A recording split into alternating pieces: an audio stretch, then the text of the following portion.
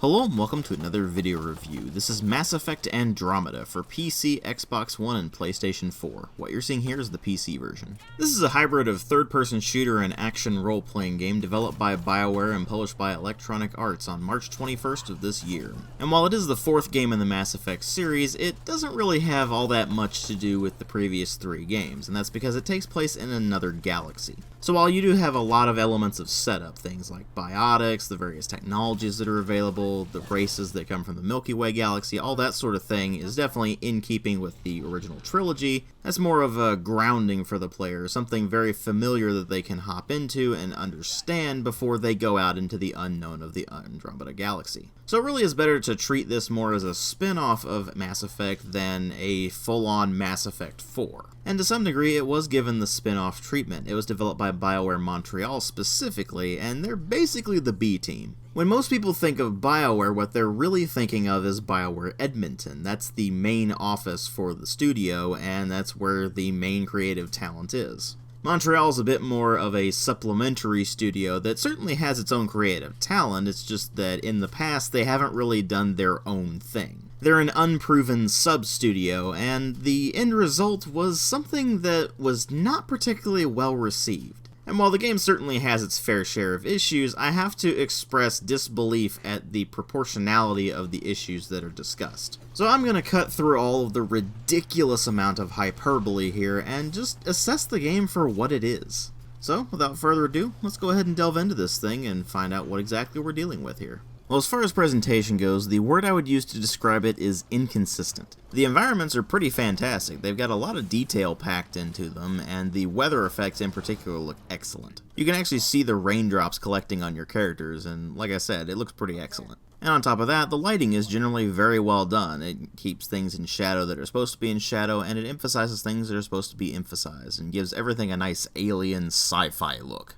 But then you move on into the rest of the presentation, and that's where problems start to present themselves. The textures are pretty well detailed, and the quality itself is pretty decent, but they're not particularly high-res textures. At least not compared to some other games out there that also use the Frostbite engine. The modeling is generally pretty solid, but it's not really a significant improvement over what you saw in Mass Effect 3 either. But then we come to two particular aspects that just look absolutely horrible, and those are the animations, especially the facial animations, and the UI. Let's start with the animations, which look positively amateurish in a lot of spots, and the facial animations just look absolutely horrendous most of the time. Characters will just get incredibly goofy expressions on their face. They'll sit there and stare lifelessly at you as they tell you, "My face is tired." And generally the rigging looks like it was done by someone who kinda didn't know what they were doing. But it's not just facial animations that are problematic. You'll run into tons of clipping problems, you'll run into tons of animation glitches. For example, there's one sequence where PB shoots at something and she's holding the gun backwards.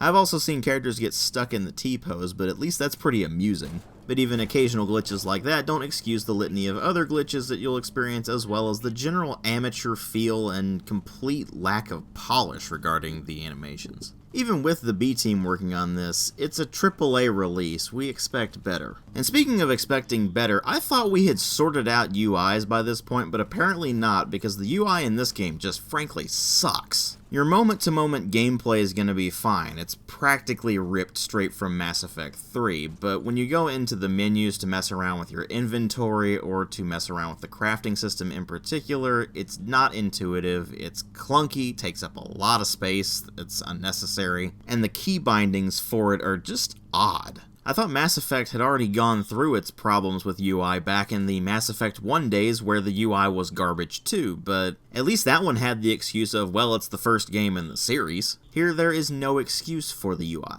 But while that's really annoying, what is completely unforgivable are the performance issues that the game has. Now, I will admit, they are obviously working on it because they released a patch in the interim since this game was released, and it did improve performance. But even then, you will run into a lot of areas where the frame rate will just tank, and there's not any particular reason that you can see why. For example, the game runs like absolute crap when you're on the Tempest, but when you're out in the massive open worlds, then it runs at 60 plus FPS all the time. And then you move over into a cutscene and suddenly the frame rate's tanked again. It's just all over the place. Now the thing is, most of the time when your frame rate really matters, which is during combat sequences, it's not going to be that big of an issue. Even though I did notice a few slowdowns here and there when I was in the middle of a combat sequence, but even then, it's still a very annoying issue that they need to sort out. But one thing that they can't really sort out with a quick fix at least is the sound design. Now, the sound design overall is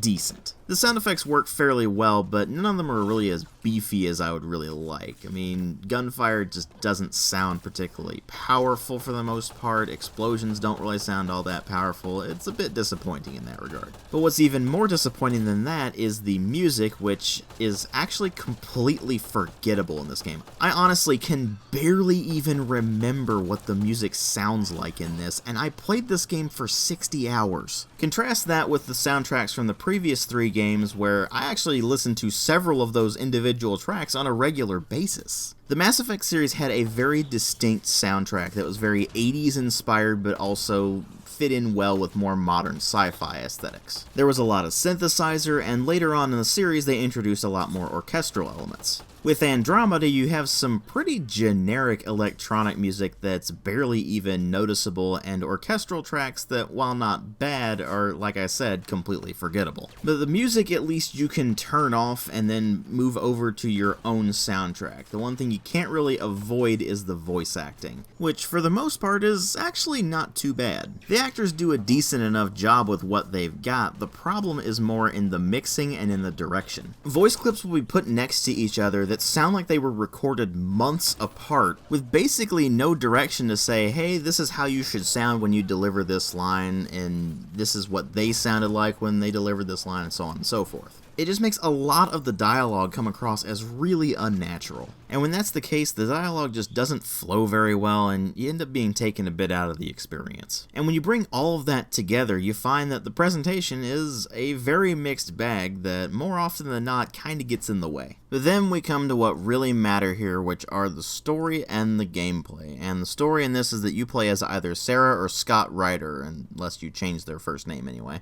And you are part of the Andromeda Initiative, which is a large-scale effort to colonize an entirely new star system. Specifically, you are all heading to the Helios cluster of the Andromeda galaxy, which is purported to have a bunch of supposedly golden worlds available for you to settle. The initiative launches in 2185, which is just before the events of Mass Effect 3, and you end up going all the way across that 600-year journey to Andromeda successfully. Sort of. When you get there, all hell breaks loose. There's this strange tendril-like mass of dark energy that absolutely demolishes things that try to go through it, and so you end up having to navigate through that to get to Habitat 7, your supposed golden world. And there you find that it's not anywhere near the golden world you were expecting. It's pretty horrible, actually. There's a bunch of electrical storms that are basically making it completely inhospitable to human life. So you're part of the ground team that goes to investigate Habitat 7 and find out if it's even remotely hospitable and what's exactly going on, if you can even find that. All the while, you have lost contact with all of the other arcs. They were sent over by race, basically. There's a human arc, a Turian arc, a Solarian arc, and an Asari arc.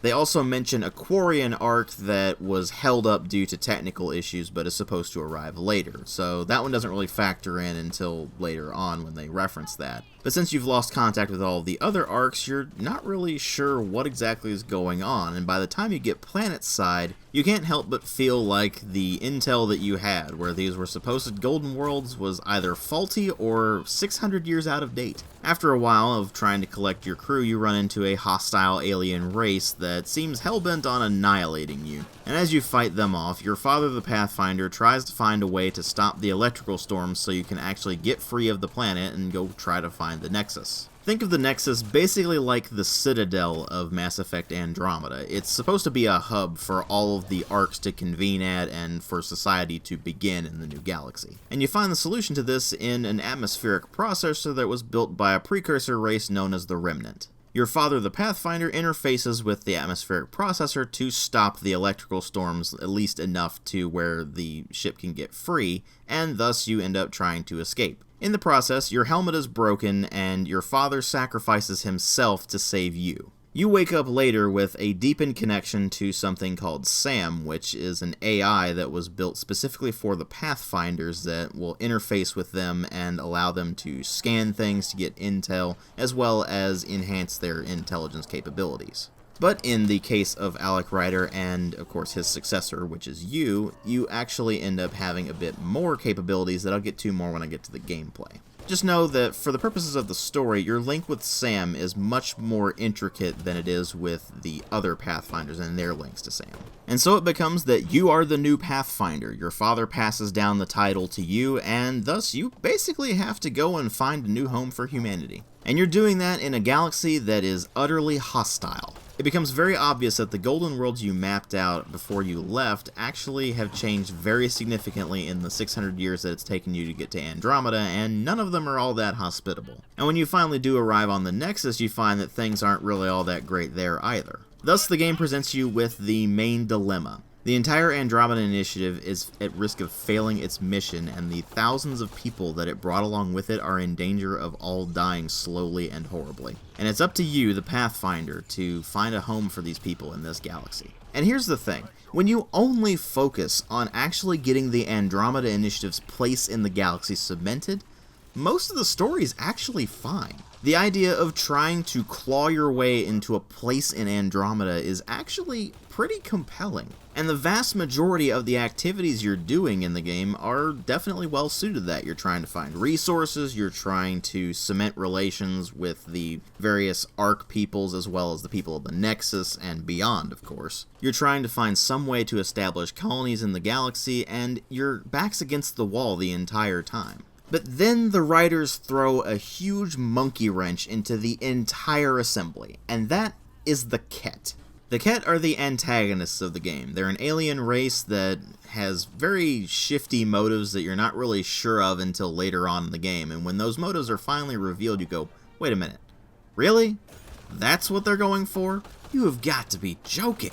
They are portrayed right from the get-go as both villains and often downright goofy in their levels of absolute craziness. They are all complete fanatics to their cause, and like I said, when the cause is revealed, you just sit there face-palming at it. But you face-palm even harder at their leader, who is just downright goofy. He is so utterly convinced of his own superiority to you that he sits there and outright tells you at one point, you couldn't possibly understand why I do what I do.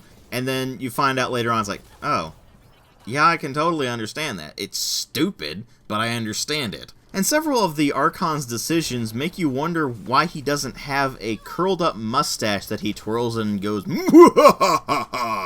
and between his shenanigans and the general attitude of the Ket, they're almost laughable as a villain. The entire time, the game basically tells you that they're this massive threat that is in danger of wiping out the entirety of the Andromeda initiative due to completely overwhelming numbers and completely overwhelming firepower. But you mow down hundreds, if not thousands of them like it's nothing.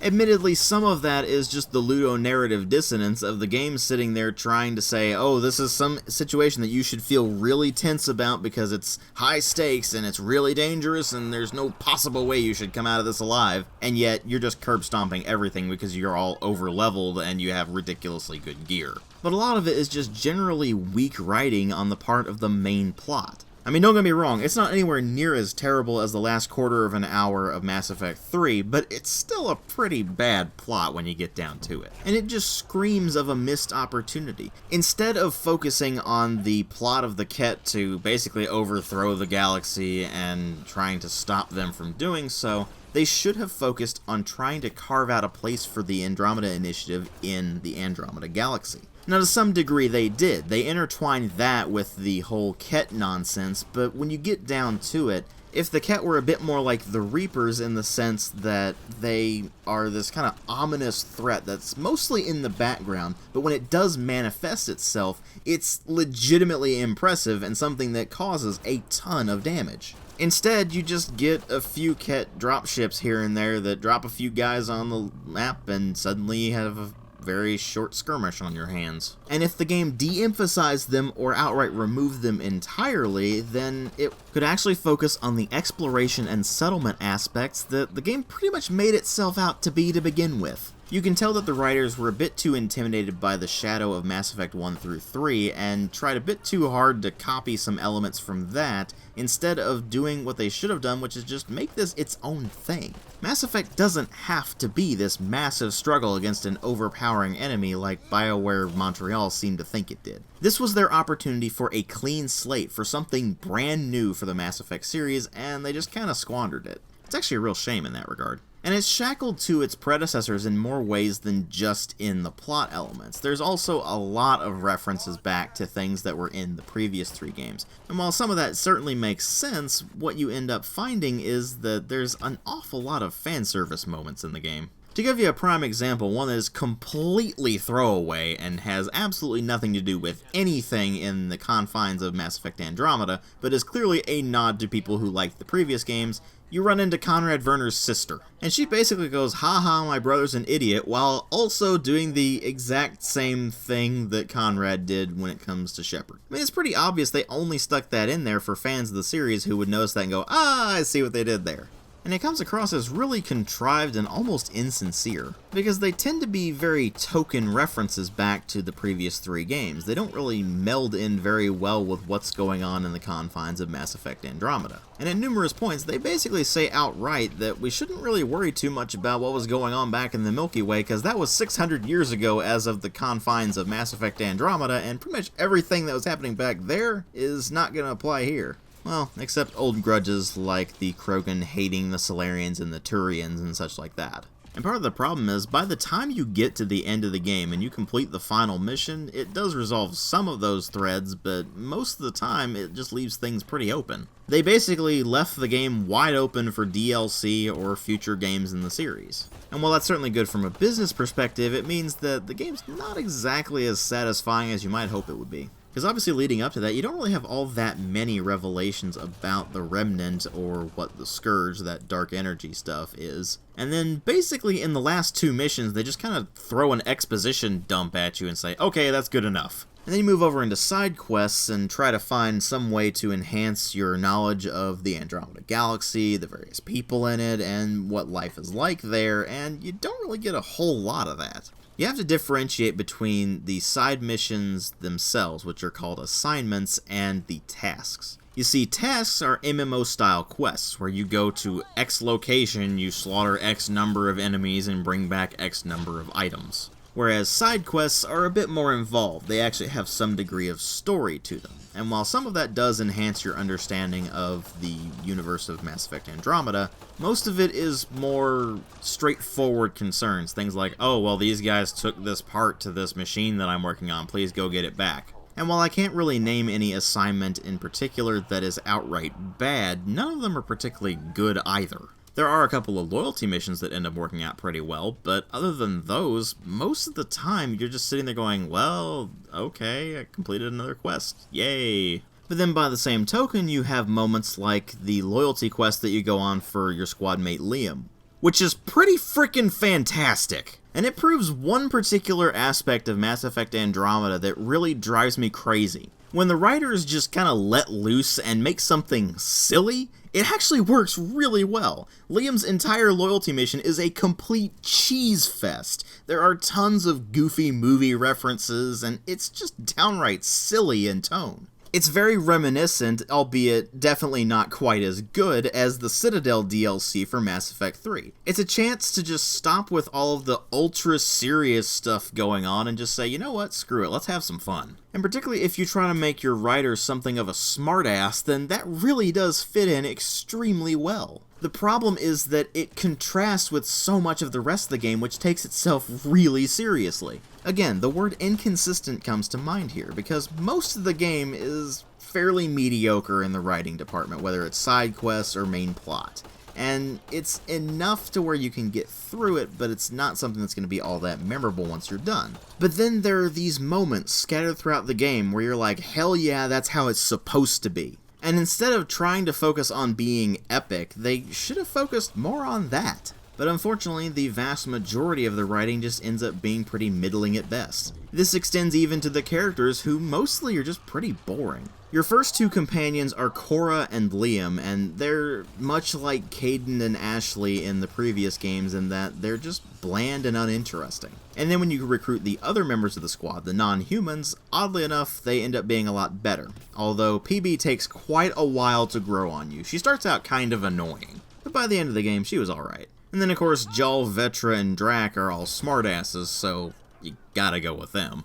But let's face it, none of the cast of Mass Effect Andromeda even comes remotely close to holding a candle to the cast of Mass Effect 1 through 3. Because throughout the entirety of the game, I was sitting there going, okay, well, I kinda like Vetra and Drac and Jal, but I really miss having Tali and Garrus in my squad. And while I'm talking about disappointments related to characters, romance is back in Mass Effect Andromeda, and it's like you would expect from BioWare romances at this point. They're pretty cheesy, and for a lot of characters they still fade to black, although for certain other characters they actually do have some degree of a sex scene now, so there's some degree of progress there, I guess. I guess the Witcher series had more impact on gaming as a whole than we thought. Now, of course, nudity and sex aside, what's different about the romances in this versus romances in previous Mass Effect games is that they are explicitly written in as separate options. Lines that are attempted to flirt or start a romance are clearly marked as being such, so you can avoid those entirely if you want. Which is definitely a major plus because a lot of people really do not like BioWare romances, and honestly, I can't blame them. But one surprisingly underused element is the new dialogue option for friendships. They're similar to romance options in that they're also completely optional, but the thing is, I only remember encountering maybe 2 or 3 of those options throughout the entirety of my time playing the game. It's one of those features where you wonder why they even bothered to put it in if they weren't going to use it very much. As at this point where I'm going to be transitioning more into the gameplay aspects of this because that's mostly where the big changes were made. As I mentioned, the romance and the friendship options are dedicated dialogue options now, but they changed the way that the dialogue system works compared to previous Mass Effect games. The Paragon and Renegade system has been completely removed. In its place, they use a dialogue wheel that has tones of dialogue. Those tones are logical, emotional, casual, or professional. And quite frankly, it works a hell of a lot better than the Paragon and Renegade system because you can basically just stick to one particular personality or alter your personality depending on the individual characters you're talking to. Maybe you're glib and kind of a smartass to most people around you that you like, but then there's that one guy that you can't stand, so you're going to be cold and professional to him all the time. That's really up to you, because certain characters are going to respond better to certain tones than others. This also has the side effect of making moral choices as part of dialogue actually a lot more interesting than they were handled in the previous Mass Effect games. You see, in Mass Effect 1 through 3, it was basically, okay, you have one good option and one bad option, and that's kind of it. And while in Andromeda there are certainly a few choices that are like that, for the most part, you could argue either way. For example, there's one particular choice you have to make at a certain part of the game. I'm not going to divulge too much about this, but if you've played the game, you probably know what I'm talking about. Where you have to pick between siding with one person over another person. And since you're doing it for practical reasons, you really can choose between either one of them. You could make an argument for both characters. And that sort of thing isn't really what you would see in the previous Mass Effect games. Usually it was there's one right choice and there's one wrong choice, and the wrong choice is Renegade, the right choice is Paragon. Because basically Paragon and Renegade meant either you're being diplomatic and pleasant or you're just being a dick. There really was no nuance whatsoever to Paragon and Renegade. Meanwhile, you go to Andromeda and there's plenty of nuance. Sure, the dialogue options aren't necessarily the best, and you don't really get to see all of your choices pan out all that well, but for the most part, it actually works fairly well in the moment. So good on BioWare for picking up on a problem that plagued the previous 3 games and fixing it. This means it isn't so much a problem with the dialogue system in this game as it is with the dialogue itself. Some of the lines are downright horrible and cringy, like the infamous "my face is tired" line. But other times it ends up working out okay. It's just so wildly inconsistent that it makes the dialogue a mess. Also inconsistent is the interrupt system. You see, Paragon and Renegade interrupts were in the previous 2 Mass Effect games. They introduced them with Mass Effect 2 and moved them on into Mass Effect 3 as well. But in Mass Effect Andromeda, they've removed the Paragon and Renegade system and just made them impulsive actions. Just quick decisions that you can make in the heat of the moment. The problem is there really aren't all that many of them scattered throughout the game, so it feels like a wasted feature, much like the friendship dialogue options that were available for basically one character as far as I can tell.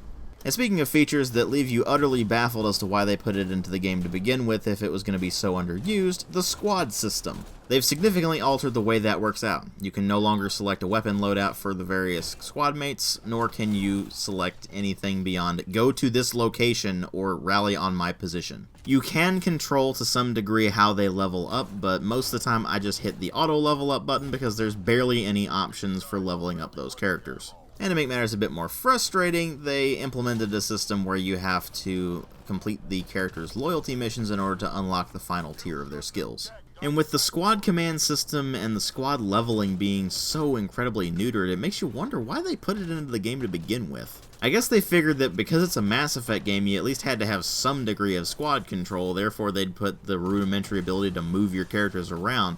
But it would be so much better if you could issue more commands than go here. Now that said, I never really had to worry about my AI companions because they went off and did their own thing and generally played to their own strengths as best they could, but it still got kind of annoying sometimes. This leads me into the combat system, which saw the biggest changes over the previous Mass Effect games. Now, instead of a hard cover system where you have a dedicated cover button, you have a soft cover system where you just step up to the cover and you'll automatically take cover, much like in, say, the latest Tomb Raider games. And like all games with that cover system, it ends up working most of the time, but occasionally not so well. Sometimes you'll just sit there going, wait a minute, why am I not in cover? I was supposed to be taking cover here because I'm clearly moving into the cover position. And that is important because cover gives you a chance to recharge your shields, which is really important because not only has it been important since the beginning of the Mass Effect games, but in this one, mobility is king. They introduced the idea of the jump jet as well as the dash maneuver. So with the jump jet you can jump pretty high into the air, and if you use the dash then you can quickly dash to one side or another or forward and backwards.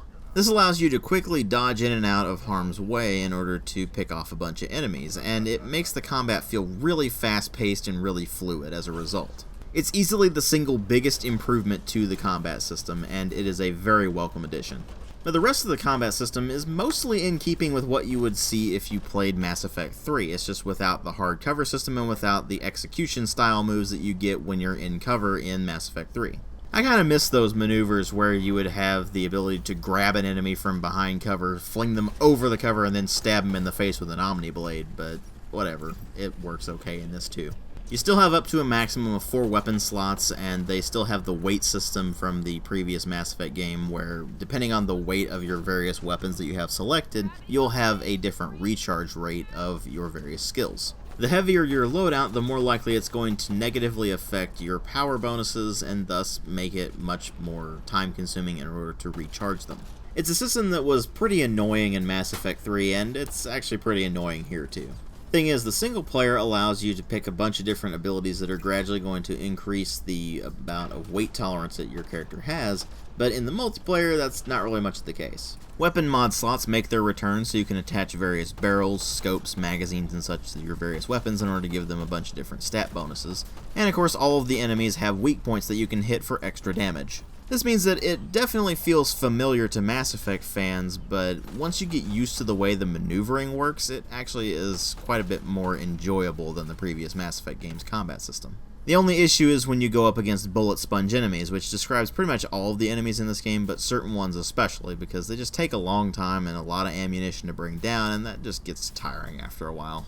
And while I never really found the combat all that difficult, keep in mind that I was playing it on the normal difficulty setting, and I was using some crafted weapons that were particularly powerful. On top of that, I did enough activities in the game that by the time I got to the end of the game, I was kind of over-leveled for what I was fighting. I had maxed out every single one of the combat powers as well as a good chunk of the biotics powers and even a few of the tech powers. So I imagine on higher difficulties that would definitely be a lot more challenging, but at the normal difficulty, I was kind of overpowered for what I was doing. This brings up a pretty major change to the way that the various combat-based abilities work. You see, you do have your loadout of weapons, but you also have your loadout of various abilities. Now, you can actually do this in a complete free-form environment. Unlike in the previous 3 Mass Effect games where you had dedicated classes that you selected and then you had a specific set of abilities that you could use within that class. Here you select a sort of starter set and then you go from there to build the character the way you want to build them. If you want to go all combat powers, you can. If you want to go all biotics, all tech powers, you can as well. But the game really does encourage you to experiment and find things that you like and try new powers and abilities at a pretty regular basis. And considering by the end of the game you're going to have so many ability points that you will clearly max out an entire track and then you can go from there into the other tracks, it really does behoove you to just mess around with things until you find stuff you actually like. Especially considering there's a bunch of different synergies you can do. You can have biotic and tech combos, where the biotics or the tech powers prime a character for a particular combo, and then you can hit them with a certain triggering ability, like say concussive shot, and that will instantly trigger the combo and do a huge amount of damage. It adds some depth to the combat system that just isn't there with a dedicated class system like in the previous 3 Mass Effect games. And they even expand upon that by giving you different profiles. Now this is where the SAM integration goes into the gameplay mechanics, because your SAM integration allows you to select a profile that enhances your abilities to a much higher degree than other characters are capable of. Now you unlock profiles by putting points into the various abilities that you have available to you, and as you keep putting them in, you're going to get access to more and more profiles and higher levels of those profiles. And there are of course profiles that optimize straight up combat, straight up biotics, and straight up tech, as well as combinations of all 3 of those.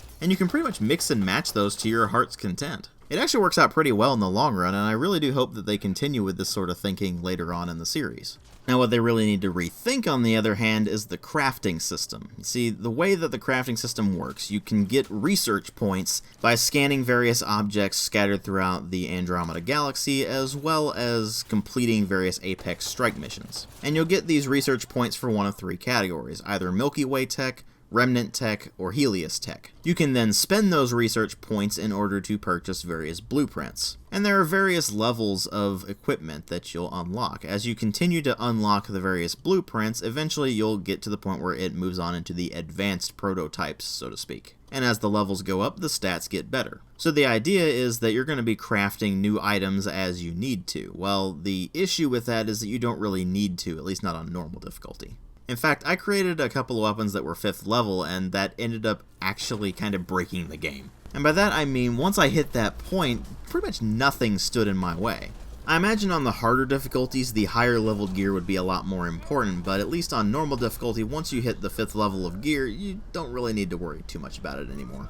But an interesting mechanic is that when you create new equipment, you can put different special mods within the slots. So for example, with weapons, you can select the different projectile types. You can have it select a beam of energy, or plasma projectiles that actually lock onto enemies, or projectiles that will actually bounce off of walls. In theory, this actually lends quite a lot of depth to the system and allows you to customize the weapons the way you really want them to be customized. In reality, most of those mods really are not anywhere near as helpful as they're made out to be. The mods that are helpful are things like scopes, stocks, magazines, that sort of thing that actually affect the way the gun handles, not so much the things that are going to wildly change the way the projectile works. And those are just items that you can slot in and out of the item whenever you want to. The mods that you make during crafting are actually permanent to that item. But if for some reason you want to use the crafting system, you're going to need a bunch of resources, which you will find throughout your travels. You can mine them from various mining points scattered throughout the various planets, which you can access by going into the mining interface and then pressing a button whenever you see the meter go up on certain elements. I do like that you can basically do that while you're in the middle of doing everything else, but at the same time it is still kind of annoying because it reminds me a lot of Mass Effect 2, where you would just spend an inordinate amount of time trying to go around and find as many materials as you could in order to build what you needed to build. Especially since some materials are pretty rare, and that's the case in Andromeda as well. So early on in the game, you're probably not going to be making very much use out of the crafting system at all. It's only later on that you would be using it, and by the time you get to that point, you find that the interface for using it is just kind of a pain to work with. But if you've been paying attention throughout this review, then you'd already know that, because I already mentioned how crappy the UI can be. And beyond those elements, there's really not that much else to the gameplay. You have the Nomad that you can drive in, which is basically like the Mako from the original Mass Effect, except that it doesn't have any armaments, and it's slightly more coherent when it comes to physics. Oh, don't get me wrong, it will still defy the laws of physics, but it defies them in a slightly less egregious manner. Beyond that, there is the scanner system, which might as well have been ripped from things like the Batman Arkham series or The Witcher or whatever it may well be. You point it at things, you click on them, and it gives you information about them, and you can also use it to track various conduits scattered throughout the levels in order to find things that are supposed to be quote-unquote hidden. It trivializes several of the puzzles, in fact, and that actually gets kind of annoying after a while. But if we're going to talk about the puzzles and the annoyance of the scanner, we also need to talk about the annoyance of the actual Remnant puzzles. These don't activate on everything, but on certain Remnant consoles, when you activate them, it will present you with a puzzle to solve. And the rules are pretty simple. You can't have any row, column, or shape with a repeating character in it. And while those do start out really easy, eventually you unlock the slightly more complicated ones, and those just end up being a matter of trial and error.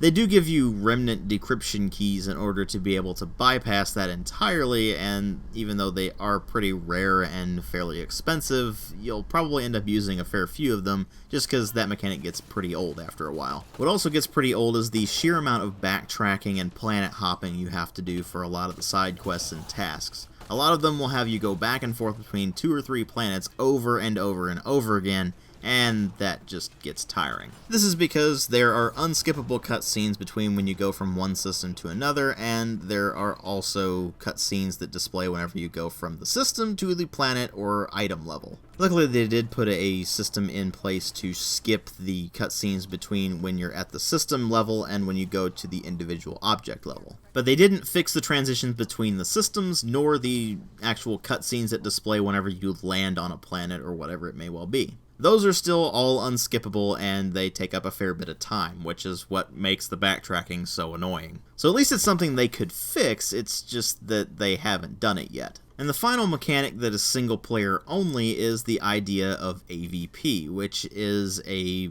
Andromeda viability point measure. As your viability ratings go up, you'll unlock a bunch of cryopods, and then you can basically spend those in order to gain a bunch of different bonuses. Things like unlocking special inventory in shops or giving you a discount, or things like giving you regular shipments of supplies, or unlocking access to various special mining points, whatever it may well be. And if you reach 100% viability, then you do get an extra mission after the final mission of the game, which I won't spoil the plot of, but I will say is very underwhelming and very quick, so it's not like you really get that much of a bonus out of it. Now, from the single player, we transition over into the multiplayer, which is very similar to what you saw with Mass Effect 3. It's sort of a horde mode where you have different waves that come in, and on certain waves you might have different objectives you need to complete. Things like stand in this particular area for a certain amount of time until eventually it says, okay, we're done. Or eliminate specific targets, or disables various devices, or whatever it may well be. If you fail to complete those objectives within the given time limit, then you actually lose the entire mission. If all of your squad goes down, you lose the entire mission. In fact, the only way to win the mission is to complete all of the waves and complete the extraction. The mission is considered a success as long as at least somebody extracts, so even if only one person manages to extract, you still get it counted as a success, and you get all of the rewards for it. If the mission fails, on the other hand, then you only get the experience points for it. Which is important, because it is extremely grindy. Even more so than Mass Effect 3's multiplayer, in fact. You are going to feel absolutely pathetic until you hit the double digits of levels. And it takes quite a few matches to get to that point. And unlike in Mass Effect 3, you can't really solo it either. In messing around with the multiplayer, we found that it does not scale depending on how many players are in a given match. It is always designed for 4 players no matter what. If you go in with any less than that, you are at a disadvantage. If you go in with 3, it's not that much of a disadvantage, you can still manage it. But if you go in with 2, then good luck, and if you go in solo, you're just gonna get stomped on. And that's on the bronze difficulty, let alone on the higher difficulties than that.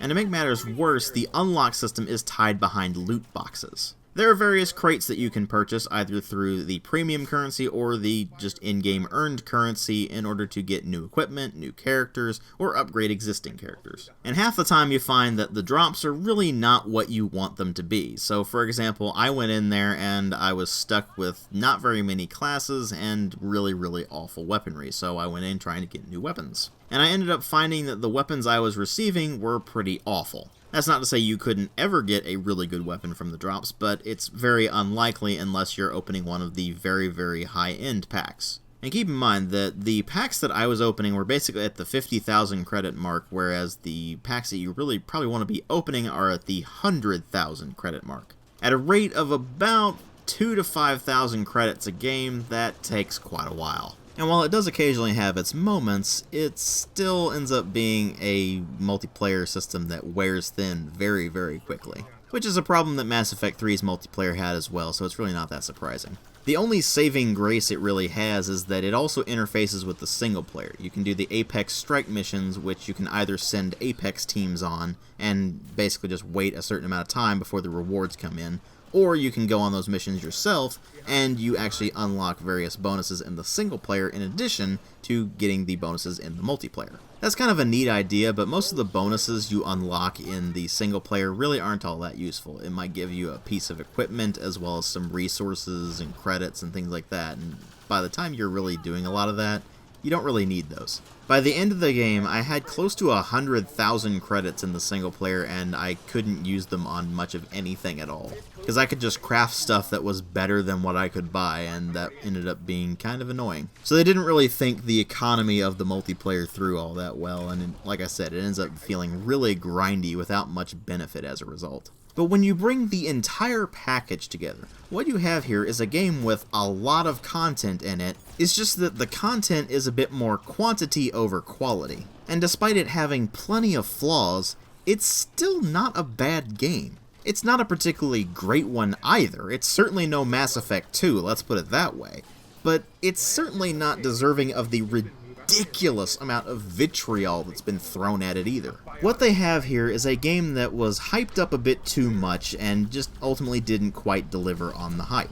It was clearly rushed, and they do have very clear marks for where they're going to put in DLC later, but it remains to be seen whether or not that DLC is going to actually be any good. It's not like the base game is lacking in content. I put about 60 hours into the game, and I didn't quite do everything.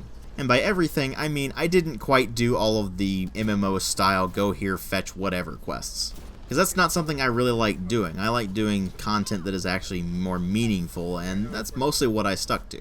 And when the game works, it does make you feel like an explorer in an unknown galaxy. But most of the time, it just kind of comes close to there and stops. It was trying too hard to be like the previous Mass Effect games, and it was very clearly rushed out of the door before it was really ready. I do have confidence that they're going to continue patching it and improve the technical problems the game has. Maybe they'll even be able to fix up the UI at some point. I certainly hope so. But I think the long-term test of this thing is going to be more in its DLC than in the base game. Because the base game is just okay. It's not bad, it's not particularly good, it's just fair to middling. If you're a fan of the Mass Effect series, you'll probably be able to get something out of it, and if you're not a fan of the series, then it's an okay starting point, but I'd really recommend playing the other games before you get to this one. But regardless of the situation, I would say if you're going to pick up Mass Effect Andromeda, wait for it to go on sale. In fact, I'd say if you can really wait for it, wait for the Gold Edition. That's probably going to happen at some point. Because in that case, they would include all of the DLC in it, and that would be where you'd get the most value for your buck. But overall, it's a 3 out of 5. It's okay. It's not bad, it's not particularly good, it's just something that I can't really outright recommend without it being on sale. Thanks for watching.